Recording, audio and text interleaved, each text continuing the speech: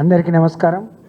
ఈరోజు BRS party రాష్ట్ర కార్యాలయంలో డైరీ ఆవిష్కరణకు ముఖ్య అతిథులుగా విచ్చేసిన గౌరవ పెద్దలు బీఆర్ఎస్ పార్టీ కార్యనిర్వాహక అధ్యక్షులు మనందరి అభిమాన నాయకులు అన్న కల్వకుంట్ల తారక రామారావు గారికి, ఇంకో అతిథి మన అందరి అభిమాన నాయకులు కేసీఆర్ గారి కుడి భుజం అన్న హరీష్ అన్న గారికి, గౌరవ పెద్దలు అన్న మధుసూదనాచారి గారికి, వేదిక మీద ఉన్న పెద్దలకు, ఈ కార్యక్రమానికి విచ్చేసిన బీఆర్ఎస్ పార్టీ కుటుంబ సభ్యులకు, మీడియా మిత్రులందరికీ పేరు పేరున నమస్కారం.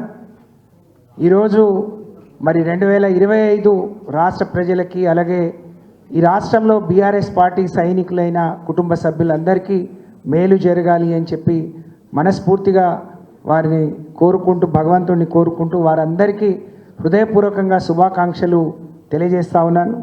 అలాగే వేదిక మీద ఉన్న మా ఇద్దరికీ అన్న నాదొక విజ్ఞాపన, మనం డైరీ ముద్రించినట్టే ఒక క్యాలెండర్ని కూడా ముద్రించి కాంగ్రెస్ పార్టీ అధికారంలోకి రావడానికి ఎన్ని హామీలు అయితే ఇచ్చిందో ఆ అన్ని హామీలతో కూడిన ఒక క్యాలెండర్ని ప్రతి కుటుంబానికి ఇవ్వాలని, తద్వారా వాళ్ళు ఏం నెరవేర్చగలిగినారు, ఏం నెరవేర్చలేకపోయారు, నెరవేర్చనందుకు నిలదీస్తుంటే ఎలాంటి కార్యక్రమాలు చేపడుతున్నారో మన కార్యకర్తలకు కూడా సులువుగా అర్థమయ్యే విధంగా, ప్రజలకు కూడా సులువుగా అర్థమయ్యే విధంగా ఇది దోహదపడుతుంది. కాబట్టి దయచేసి ఒక క్యాలెండర్ని కూడా తయారు చేసి వాళ్ళ హామీలను కూడా మరొకసారి ప్రజల్ని ప్రతి ఇంట్లో గుర్తించుకునే విధంగా చేయాల్సిందిగా నేను మీకు విజ్ఞప్తి చేస్తూ ఉన్నాను.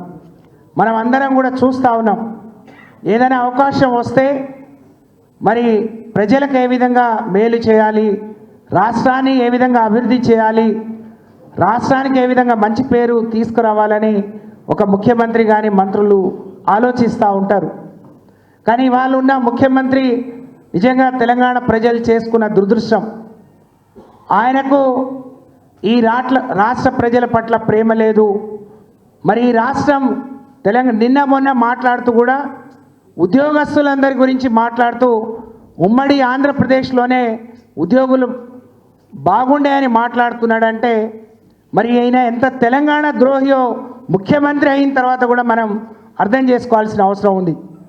ఆ రోజు కేసీఆర్ గారు చావు నోట్లో తలపెట్టి తెలంగాణ కోసం కొట్లాడి తెలంగాణ జరుగుతున్న అన్యాయాన్ని మరి ప్రపంచానికి చాటి చెప్పి అందరినీ ఒకతాటి మీదకి తీసుకొచ్చి తెలంగాణను సాధించుకున్న తెలంగాణ, మరి సాధించిన ప్రగతి 10 ఏళ్లుగా ప్రతి వర్గానికి, ప్రతి కులానికి జరిగిన మేలు, ప్రతి పేదవాడి ముఖంలో చిరునవ్వు ఉండే విధంగా కేసీఆర్ గారు రచించిన సంక్షేమం, కేసీఆర్ గారు చేపట్టిన అభివృద్ధి, మరి ప్రజలకు పరిపాలన అందుబాటులో ఉండే విధంగా మరి ఏ విధంగా కార్యక్రమాలు శ్రీకారం చుట్టారో, అందరికంటే ఆకరణ ఏర్పడ్డ తెలంగాణ భారతదేశంలో ఏ విధంగా తలమానికంగా మరి నంబర్ 1గా వెలిగిందో మరి ప్రజలందరికీ తెలుసు. కానీ మరి పోయిన ఎన్నికలప్పుడు పెద్దలు మధుసూదనాచారి గారు అన్నట్టు అందరూ మార్పు అని అంటే ఇదేదో బ్రహ్మాండంగా ఉంటుంది, కేసీఆర్ గారు ఇచ్చింది చాలు కానీ ఇంకా ఎక్కువ ఇస్తా అంటున్నాడు అని ప్రజలు కొంత భ్రమపడి మరి ఆ రోజు కాంగ్రెస్ పార్టీకి ఓట్లేస్తే జరిగిన నష్టాన్ని ఈరోజు గుర్తు చేసుకుంటా ఉన్నారు, జరిగిన మరి నష్టాన్ని ఈరోజు బాధపడతా ఉన్నారు. మరి ఆ రోజు ఒక పొరపాటు జరిగింది, తిరిగి దీన్ని ఏ విధంగా సరిదిద్దుకోవాలి, ఆ అవకాశం ఎంత తొందరగా వస్తుందా అని మరి ప్రజలందరూ ఎదురు చూస్తున్న పరిస్థితి మనం గ్రామాల్లో పోతే కనిపిస్తూ ఉంది. కొన్ని రోజులు నిశ్శబ్దంగా ఉన్నారు, కానీ ఈరోజు గ్రామాలకు పోతే ప్రతి ఒక్కరూ మీరు కష్టపడండి, మేము మీకు తోడుగా ఉంటాం, తిరిగి కేసీఆర్ గారిని ముఖ్యమంత్రి చేసుకుందాం, దానికి మా సహకారం, మా వంతు పాత్ర కూడా మేము పోషిస్తామని కార్యకర్తలు, నాయకులకు నమ్మకాన్ని, విశ్వాసాన్ని కల్పించే పరిస్థితి ఈరోజు ఉంది. దానికి తగినట్టు బీఆర్ఎస్ పార్టీ కార్యకర్తలుగా అన్నట్టు 2025లో మరి మనమందరం కూడా సైనికులుగా మన నాయకులను కాపాడుతూనే ఈ పార్టీని పటిష్టం చేయటానికి ఆ రోజు కేసీఆర్ గారు అమలు చేసిన సంక్షేమాన్ని, ఈరోజు కాంగ్రెస్ పార్టీ ఇచ్చిన హామీలు ప్రజలకు చేరవేసే క్రమంలో వారధులుగా మనమందరం కూడా కష్టపడదాం.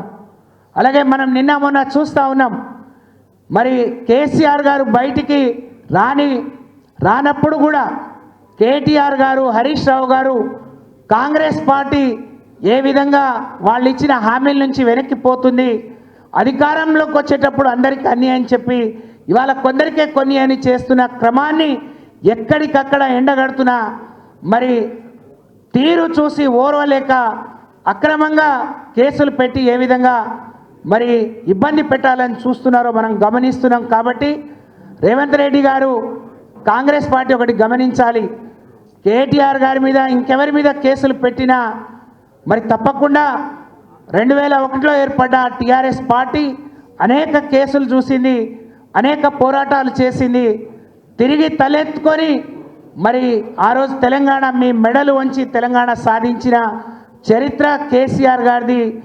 ఈరోజున్న బీఆర్ఎస్ అయితే తప్పని పరిస్థితిలో మరి ఈరోజు మీరు మరి కేటీఆర్ గారి మీద కానీ నాయకుల మీద అక్రమంగా కేసులు పెట్టే ప్రయత్నం చేస్తున్నారు. పునరాలోచించుకోండి. ఇప్పటికే చాలామంది నిజమైన కాంగ్రెస్ పార్టీ నాయకులు ఇది సరైనది కాదు, ఇది మీ పద్ధతి మార్చుకోమని ముఖ్యమంత్రి గారికి కూడా సూచిస్తున్న విషయాన్ని మనం ఇవాళ గమనించాల్సిన అవసరం ఉంది. కానీ మీరు ఒకళ్ళిద్దరి మీద కేసులు పెట్టినా బీఆర్ఎస్ పార్టీలు మరింత దృఢంగా సైనికులుగా రేపు బయటకు వస్తారు. కానీ దీనికి కాంగ్రెస్ పార్టీ భారీ మూల్యాన్ని చెల్లించుకోవాల్సిన అవసరం ఉందనే విషయాన్ని గమనంలో పెట్టుకునే ముందుకు పోవాలి కాంగ్రెస్ పార్టీ వాళ్ళని చెప్పి నేను ఈ సందర్భంగా తెలియజేస్తూ, మన మీద ఈరోజు ఒక ప్రధానమైన బాధ్యత ఉంది. ప్రధాన ప్రతిపక్షంగా ప్రజలకు వాళ్ళు ఇచ్చిన హామీలన్నీ అమలయ్యే విధంగా, అలాగే ఈ పార్టీని పటిష్టం చేసే విధంగా మనమందరం కూడా సైనికులుగా మరింత దృఢంగా తయారై ఈ పార్టీని, నాయకుడిని కాపాడుకోవాల్సిన అవసరం ఉంది అని చెప్పి అందరికి కూడా ఈ వేదిక నుంచి తెలియజేసుకుంటూ నాకు అవకాశం ఇచ్చిన పెద్దలకు ధన్యవాదాలు తెలియజేస్తూ సెలవు. జై తెలంగాణ, జై కేసీఆర్.